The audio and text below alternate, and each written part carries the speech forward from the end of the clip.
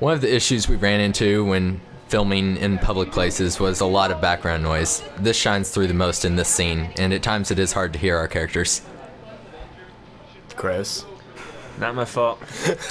The management did not provide us with adequate boom microphones and sound equipment.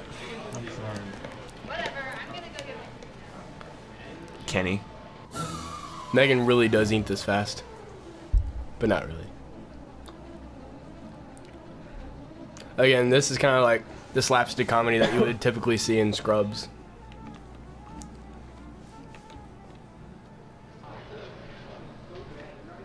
We used several extras throughout the filming. On the right is actually the niece of Megan.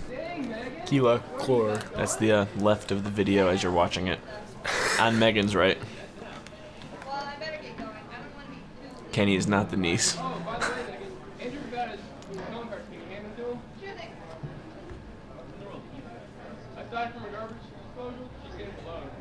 Now, the fry regurgitation section was originally assigned to Chris, but he was not up to such disgusting eating habits. Yeah, I didn't feel like spitting my food out in public.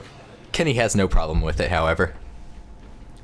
This is something that we drew from, I think it's Ferris Bueller. Ferris Bueller's Day Off. Yeah, that's correct. That's the movie that we originally got this inspiration for the scene from. And actually, we didn't have this inspiration. One of our extras that we used in this scene had the idea of doing it, so we added it in. I think it worked really well, though. It's another extra that we used. Our friend Dan, who lived in the dorm with us a couple of years ago. The residence hall. Thank you, Shut Kenny. up, Kenny. Lived in the dorm with us, and he shone through in bright, shiny colors and lights. Chris is very articulate. This, sadly, was based on an actual speech that I did, and yes, it was this boring, except much longer.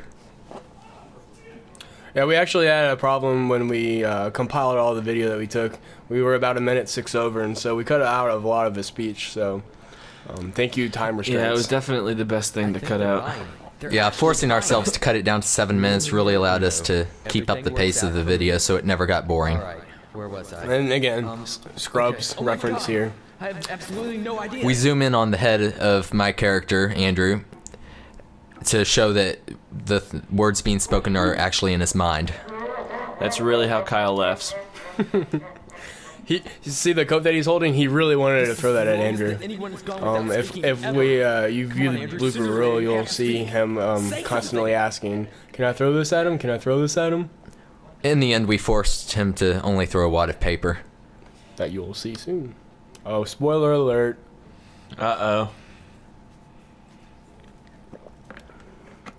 Our product placement of the Sprite bottle there. You can't see the label, though, so Sprite's probably not going to pay us anything. Darn. I mean, we got a corner of an EPC in there, too. Oh. And there, Kyle finally gets to throw his paper wad.